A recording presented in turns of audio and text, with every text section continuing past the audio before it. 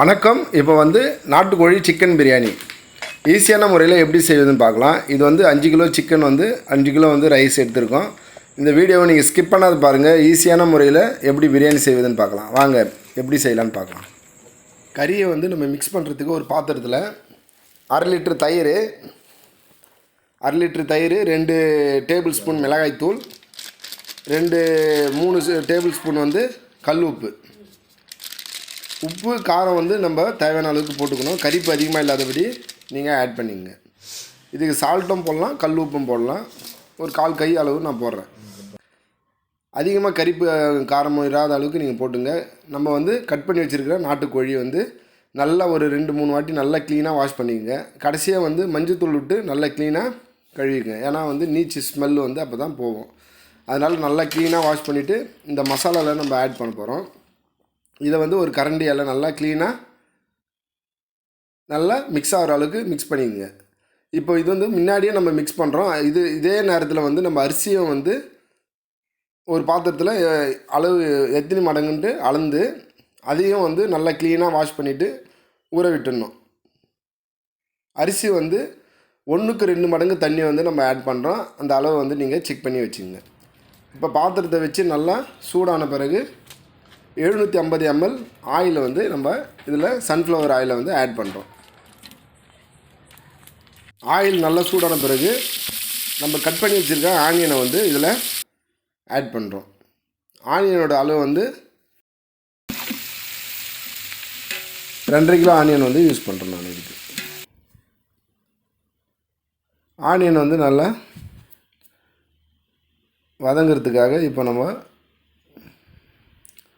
கூட ஏலக்காய், பட்டை, கிராம்பு.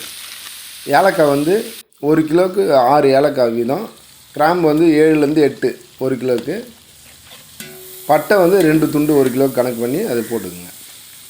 கூடவே இலை கொஞ்சம் தான் போடுறேன். நான் ஒரு 6-7 இலை இருக்கும், அவ்வளோதான். இதுக்கு நான் கூட வேறு எதுவுமே ஆட் பண்ணலை. நான் ஆட் பண்ணுறது இது மட்டும் தான் இன்க்ரீடியன்ஸு. நீங்கள் பார்த்துங்க. மூடி போட்டு வெங்காயம் வதங்கிறதுக்காக மூடி போட்டுருங்க. நல்லா மூடி போட்டு கொஞ்சம் ஒரு 5 நிமிஷத்தில் செக் பண்ணிங்க பாருங்கள். ஏன்னா அடுப்பு வேகமாக இருந்ததுன்னா அடி பிடிக்கும் வெங்காயம் ஒரே இடத்துல இருந்தோன்னா. அதனால் நம்ம எடுத்து செக் பண்ணிவிட்டு வெங்காயத்தை நல்லா திருப்பி விட்டுக்கணும். ஏன்னா எல்லா இடமும் அப்போ தான் நல்லா வேகும். நல்லா திருப்பி விட்டுட்டு திருப்பியும் ஒரு 5 நிமிஷம் ஆனியனை மூடி போட்டு விட்டுறோம். எதுக்காக 5 நிமிஷம் சொல்கிறேன்னா எப்படி இருக்குன்னு செக் பண்ணுறதுக்காக தான். இல்லைனா தீஞ்சிரும். அதனால் நீங்கள் கொஞ்சம் கேர்ஃபுல்லாக முன்கூட்டியே கூட பார்த்துக்கலாம். ஆனால் மூடி போட்டு வேக வைக்கும்போது நம்மளுக்கு ஈஸியாக சீக்கிரமாக நல்லா வதங்கும். அதனால் மூடி போட்டு வதக்கிறேன் நான். இப்போ வெங்காயத்தை நல்லா எல்லா இடத்துலையும் நல்லா பரவுற அளவுக்கு திருப்பி விட்டுக்குங்க. அப்போ தான் வேகும், எல்லா இடமும் வேகும். ஓரளவுக்கு நம்மளுக்கு வதங்கியிருக்கு. இன்னும் வதங்கணும். திருப்பியும் மூடி போட்டு ஒரு 5 நிமிஷம் பொறுத்து திருப்பியும் செக் பண்ணுறேன்.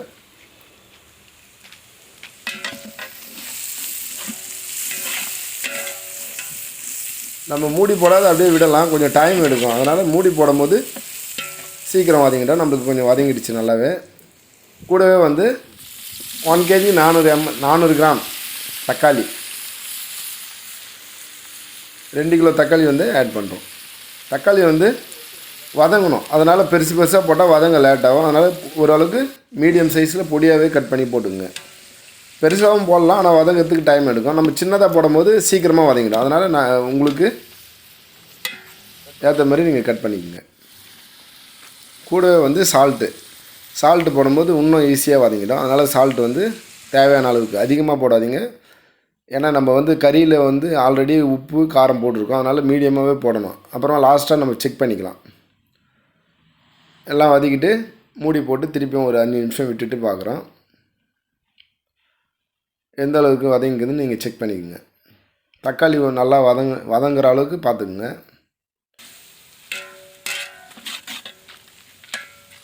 நல்லா திருப்பி விட்டுட்டு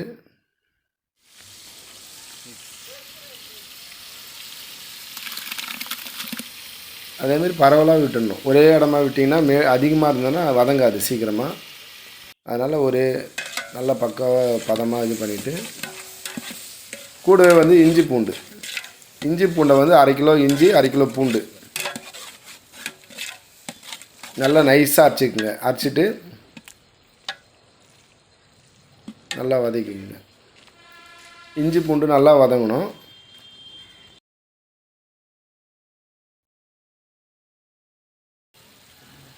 கூட வந்து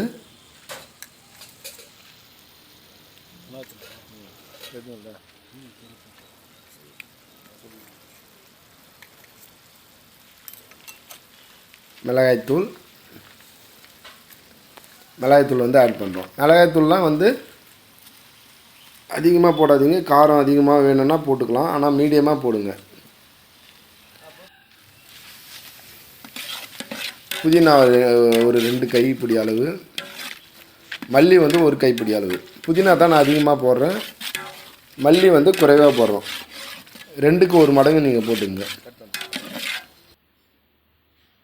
போட்டு இப்போ இஞ்சி பூண்டு இருக்கிறதுனால அடி பிடிக்கும், அதனால் நல்லா கிளியராக அடி பிடிக்காத அளவுக்கு நல்லா திருப்பி விட்டுங்க. மசாலா நல்லா மிக்ஸ் ஆகிடுச்சிங்களா? நல்லா மிக்ஸ் ஆகி அதுலேருந்து ஆயில் கொஞ்சம் ரிலீஸ் ஆகும், ஆயில் வெளியே வரும். நல்லா வதங்கிட்ட பிறகு ஒரு 5லேருந்து 10 நிமிஷம் விட்டுருங்க, நல்லா வதங்கிடும்.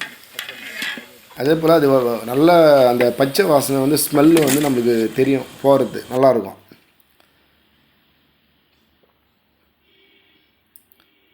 நல்லா வதங்கிட்ட பிறகு சிக்கன் வந்து ஆட் பண்ணிடுறோம். இது வந்து அரிசியும் வந்து நம்ம முன்கூட்டியே வந்து ஊற வச்சிடறோம். இது நாட்டுக்கோழின்றதுனால பச்சை மிளகா ஒரு 10-15 பச்சை மிளகா போடுறோம், காம்பு கிள்ளிட்டு. அரிசியை வந்து நம்ம அளந்துருக்கிறதுக்கு 2 மடங்கு தண்ணி. இது நாட்டுக்கோழின்றதுனால நம்ம வேக வைக்கணும், அதனால் தண்ணி கொஞ்சம் அதிகமாக ஆட் பண்ணோம். அதனால் 1க்கு 2 மடங்கு தண்ணி, அதில் நம்ம ஒரு 1/2 மடங்கு தண்ணி இதில் வந்து ஆட் பண்ணுறோம். எதுக்காகனா அப்போ தான் கறி நல்லா வேக வைக்க முடியும். தண்ணி இல்லைனா வந்து காரம் உப்பு ஏறாது. அதனால் நம்ம முன்கூட்டியே அரிசியை ஊற வச்சிடணும். இப்போ வந்து காரம் உப்பு செக் பண்ணிவிட்டு மூடியை போட்டுருங்க. ஒரு 5லேருந்து 10 நிமிஷம் விட்டுட்டு நம்ம கறி எப்படி இருக்குதுன்னு செக் பண்ணுறோம். அடியும் பிடிக்கும் தண்ணி கம்மியாக இருந்ததுன்னா, அதனால் நீங்கள் செக் பண்ணிக்கோங்க முன்கூட்டியே. அடி பிடிக்காத அளவு பார்த்துக்கணும்.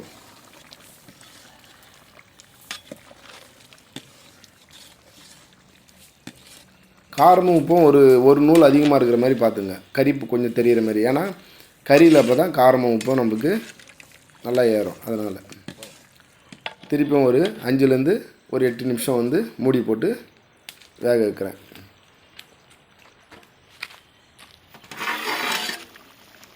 மூடி போட்டு நம்ம வேக வைக்கும்போது சீக்கிரமாக கறி வெந்துடும். மூடி இல்லாத இருக்கும்போது நம்மளுக்கு வேகிறதுக்கு கொஞ்சம் லேட் ஆகும். அதனால் மூடி போட்டு வேக வைக்கணும். கறி எப்பவுமே திருப்பி விடணும். எதனாலனா ஒரே பக்கமாக வேகிறது வெந்துடும், அனல் ஏறதுனால. நம்ம கொஞ்சம் திருப்பி விடும் போது எல்லா பக்கமும் கறி நல்லா வேகும். கறி வெந்திருக்கான்னு நம்ம செக் பண்ணி பார்க்குறோம். கையிலேயே பார்த்தா தெரியும், ஆனாலும் உங்களுக்கு எப்படி பார்க்கணுன்னு நான் சொல்கிறேன். கறி இன்னும் கொஞ்சம் வேகணும்.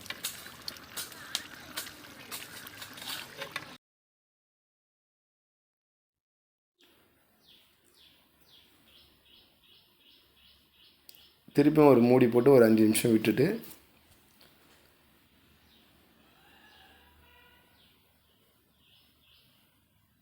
நல்லா திருப்பி விட்டுட்டு கறியை நம்ம எப்படி வெந்திருக்கான்னு செக் பண்ணி பார்க்கலாம். நம்ம இது சூடாக இருக்கிறதுனால கையில் நம்ம செக் பண்ணும் போது நம்மளுக்கு சூடு அதிகமாக இருக்கும், பார்க்க முடியாது. அதனால் நம்ம ஒரு பாத்திரத்தில் தண்ணி எடுத்து வச்சுக்கின்னு ஒரு பீஸு நல்ல கறியாக இருக்கிற பீஸு, லெக் பீஸ்லாம் வந்து சீக்கிரமாக வெந்துடும். அந்த வெறும் கறி சக்க பீஸ் மாரி சொல்லுவாங்க பாருங்கள், அந்த இதுவும் நம்ம செக் பண்ணோம். இந்த பீஸை வந்து நம்மளுக்கு முன்கூட்டியே வெந்துடும். அதனால்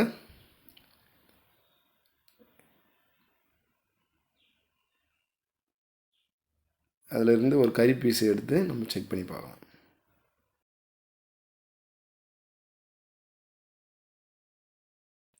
ஒரு பாத்திரத்தில் தண்ணி எடுத்து நம்ம அந்த கறி பீஸை வந்து எந்தளவுக்கு வெந்துக்குதுன்னு பார்க்கலாம். கறி அப்பயும் சூடாக இருக்குது. சூடாக இருக்குது. கறியை வந்து நம்ம வெந்திருக்கான்னு நம்ம வந்து கையில் அழுத்தி பார்க்கும்போது சாஃப்டாக வெந்திருக்கும். நல்லா அழுத்தமாக இருக்கும் பாருங்கள். இந்த அளவுக்கு வெந்தால் போதும். ரொம்ப வெந்தாலும் உடஞ்சிரும் கறி. அதனால் இந்த அளவுக்கு வெந்தால் போதும். மீதியே தம்பில் வெந்துடும். அதனால் நம்மளுக்கு சாஃப்டாக உடையிற அளவுக்கு செக் பண்ணிக்கங்க. தண்ணி வந்து நம்ம அளந்து வச்சுருக்கிற தண்ணியை அதில் வந்து ஆட் பண்ணிடலாம். எதுக்காகனா நம்ம வந்து கறி வெந்துடுச்சு, இதுக்கப்புறம் லேட் ஆகிடுச்சுன்னா கறி ரொம்ப வெந்து குழஞ்சிரும். அதனால் தண்ணியை ஆட் பண்ணிவிட்டு மூடியை போட்டு விட்டுடணும். மூடியை போட்டு விட்டு தான் கொதி வரந்து தான் தண்ணியை நம்ம செக் பண்ணணும். மூடி வழியாக ஆவி வரும். ஆவி வந்தால் நம்ம எடுத்து பார்க்கணும். எடுத்து பார்க்கும்போது கொதி வந்துடும். நம்ம கறி வந்து தண்ணி ஊற்றும் போது வடிகட்டி அரிசியை வச்சுக்கணும். ஏன்னா அப்புறமா நம்ம வடிகட்டி நம்ம இந்த ப்ராசஸ் செய்யறதுக்கு நம்மளுக்கு ரொம்ப கஷ்டமாயிடும். அதனால் தண்ணி ஆட் பண்ணும்போது அரிசியை நல்லா ஃபில்ட்ரு பண்ணி தண்ணி இல்லாமல் வச்சுக்கணும். இப்போ நல்லா கொதி வந்துடுச்சிங்களா? நல்லா கொதி வந்த பிறகு அரிசியை வந்து ஆட் பண்ணிடணும்.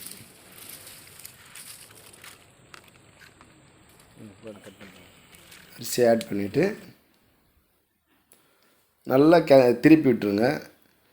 இது நெய் வேணால் கூட நம்ம ஆட் பண்ணிக்கலாம். கொஞ்சம் லெமன் ஒரு 5 லெமன் வந்து ஆட் பண்ணுறோம். அரிசி போடும்போது தான் நான் வந்து லெமன் ஆட் பண்ணுறோம். ஏன்னா கறி வந்து உடையாத இருக்கும். அதனால் லெமன் வந்து ஆட் பண்ணுறேன். கூடவே நெய் கூட ஆட் பண்ணலாம், இல்லை கடைசியாக கூட ஆட் பண்ணிக்கலாம். ஆனால் நெய்யை வந்து நான் ஆட் பண்ணல. இப்போது நீங்கள் பதமாக கொஞ்சம் அரிசி ஒரே பக்கமாக இல்லாத கறி எல்லா இடத்துலையும் பரவுற மாதிரி நம்ம திருப்பி விட்டுக்கணும். தண்ணியோட அளவு வந்து நீங்கள் கரெக்டாக வைக்கணும். 1க்கு 2 மடங்கு தண்ணி. அதிகமாக வச்சாலும் தண்ணி அதிகமாகிடும், கம்மியாக இருந்தாலும் அரிசி வேகாத போயிடும். அதனால் அளவு கரெக்டாக பார்த்துக்குங்க. காரம் உப்பு இப்போ செக் பண்ணிக்கணும். காரமும் உப்பும் ஒரு நூல் அதிகமாக இருக்கணும், அவ்வளோதான். ரொம்ப கரிப்பாகவும் இருக்கக்கூடாது. ஒரு நூல் மட்டும் கொஞ்சம் காரம் தெரிகிற அளவுக்கு இருந்தால் போதும், உப்பு தெரிகிற அளவுக்கு இருந்தால் போதும். மூடி போட்டு கொஞ்சம் நேரம் விட்டுட்டு ஒரு 3-5 மினிட்ஸ் தான் மூடி, ரொம்ப நேரம் இல்லை. விட்டுட்டு நம்ம திருப்பி செக் பண்ணணும். செக் பண்ணதுமே 60-70% நல்லா வெந்துட்டுருக்கும் அரிசி. தண்ணியோட அளவும் குறைஞ்சிச்சு பாருங்கள். ஒரு 4 மினிட்ஸ்லேயே 5 மினிட்ஸ்லேயே வந்து தண்ணியோட அளவு வந்து அரிசிக்கும் மட்டமாகிடும் தண்ணி.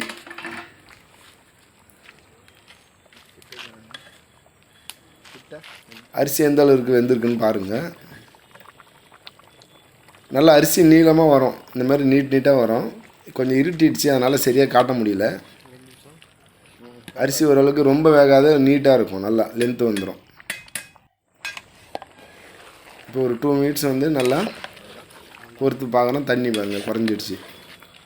அவ்வளோதான். இந்த லெவல் வந்தாலே, தண்ணியோட லெவல் பார்த்துங்க. இந்த லெவல் வந்தாலே நீங்கள் இப்போ தம் கட்டிடணும். நம்ம மூடியை போட்டுட்டு ஈட்டெல்லாம் நெருப்பெல்லாம் எடுத்துடணும். இப்போ வந்து நெருப்பு வந்து அதிகமாக இருந்ததுன்னா அடி பிடிக்கும். அதனால் லாஸ்ட்டு ஸ்டேஜில் ஒரு மீடியம் ஃபயரில் இருக்கிற மாதிரி பார்த்துங்க. அதே போல் எடுக்கும்போது எல்லா விறகையும் எடுத்துகிட்டு நெருப்பை வந்து மேலே போட்டுடணும். இது வந்து நீங்கள் ஃபஸ்ட் டைம் வந்து நீங்கள் ட்ரை பண்ணுங்கள். ஓரளவுக்கு இந்த மெத்தடில் செஞ்சிங்கன்னா ஈஸியாக இருக்கும். ஆனால் போக போக உங்களுக்கு ஈஸியாக வந்துடும். ஏன்னா நீங்கள் ஒரு ப்ராக்டிஸ் செஞ்சு பார்த்தா தான் தெரியும். கீழே இருக்கிற நெருப்பை ஃபுல்லாகவே மேலே மூடியில் போட்டுருங்க. ஏன்னா வந்து கீழே வந்து நான் நெருப்பை விட மாட்டேன். ஏன்னா அடியில் இருந்தேன்னா அடி பிடிக்கும். அதனால் நான் கீழே வந்து நெருப்பு எல்லாத்தையும் எடுத்துடுவேன். ஃபுல்லாத்தையும் மேலே போடணும் இல்லை, தேவையான அளவுக்கு தம் கட்டினா போதும். மீதியை வெளியே எடுத்துடுங்க. வெளியே எடுத்துகிட்டு தண்ணி ஊற்றிடுங்க.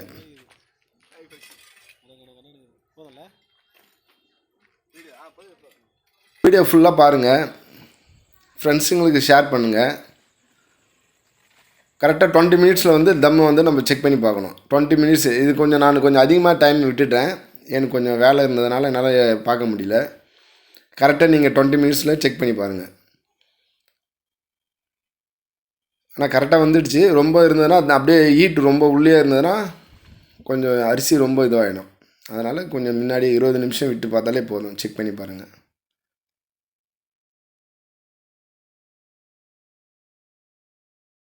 நல்லா கிளியராக வந்துடுச்சு. பிரியாணி நல்லா டேஸ்ட்டாகவும் இருக்கும். அரிசி நல்லா வந்திருக்கு உடையாத. தம் மட்டும் 20 நிமிஷத்தில் செக் பண்ணி பார்த்துடணும். அதே போல் நான் செக் பண்ணி சாப்பிட்டு பார்த்தேன். ரொம்ப கறியெலாம் நல்லா வெந்திருக்கு, டேஸ்ட்டாகவும் இருக்குது. இந்த வீடியோ வந்து ஃபுல்லாக பாருங்கள், ஃப்ரெண்ட்ஸுங்களுக்கு ஷேர் பண்ணுங்கள், சப்ஸ்கிரைப் பண்ணுங்கள், பெல் பட்டனை கிளிக் பண்ணுங்கள். கறி நல்லா சாஃப்டாக வந்திருக்கு பாருங்கள். கறி உடையில நல்லா இருந்தது, சாப்பிட டேஸ்ட்டாக இருந்தது. நீங்களும் இதை வீட்டில் ட்ரை பண்ணுங்கள். எதனா நம்ம பிஸ்னஸ் பண்ணாலும் ட்ரை பண்ணி பார்க்கலாம். தேங்க்யூ, நன்றி.